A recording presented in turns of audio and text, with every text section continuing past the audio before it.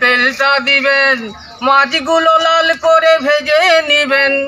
এরপরে কালো জিরে ফোড়ন দিবেন, আদা রসুন পেস্ট করে দিয়ে দেবেন।